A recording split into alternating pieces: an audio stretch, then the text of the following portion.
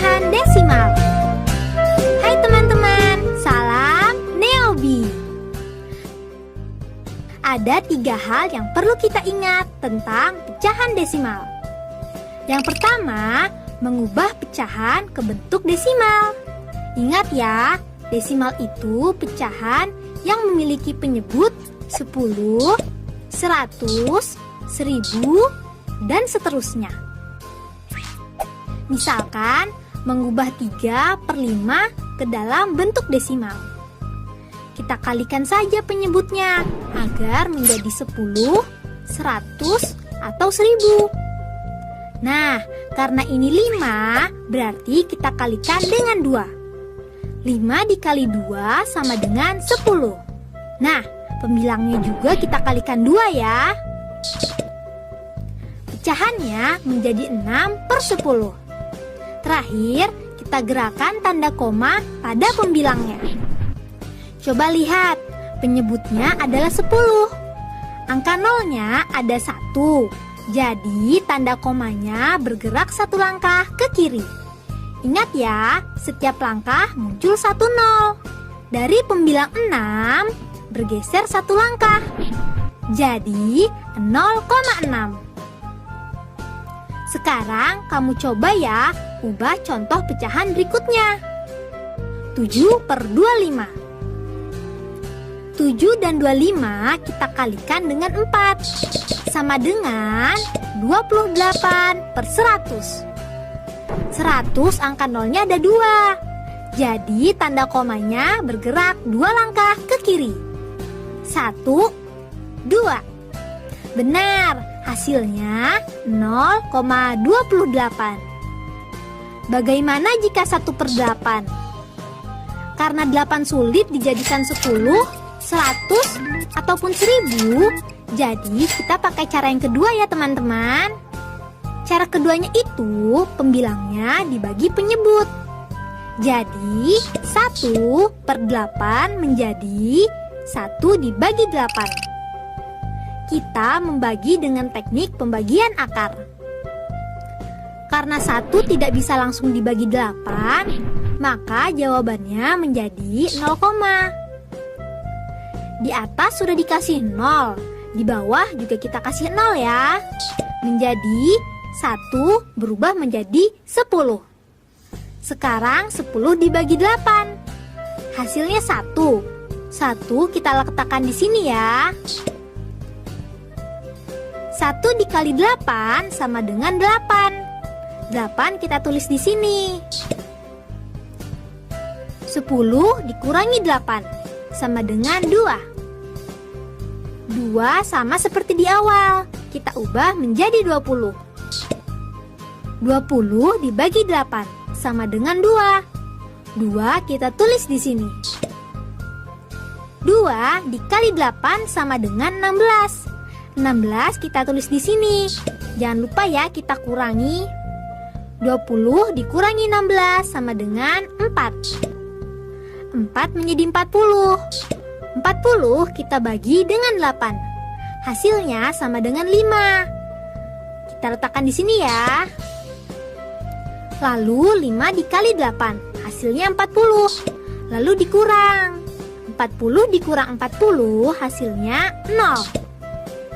Jadi, bentuk desimal dari 1/8 adalah 0,125. Bagaimana teman-teman? Mudah kan? Nah, yang kedua kita akan mempelajari perkalian bilangan desimal. Ada contohnya nih, kita hitung ya. 0,15 dikali 0,27. Ada cara mudahnya nih. Jadi, 0, tidak perlu masuk dalam hitungan dulu. Jadi, yang kita hitung cukup 15 dikali 27. 5 kali 7 sama dengan 35. 5 kita tulis. 3 kita simpan di sini. 1 kali 7 sama dengan 7. Ditambah angka yang kita simpan 3, hasilnya kita tulis di sini. Jadi 105. Lalu 5 dikali 2 sama dengan 10.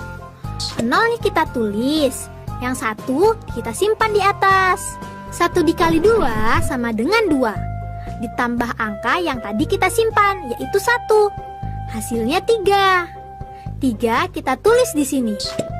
Nah, sekarang tinggal kita jumlah deh. 5-nya turun.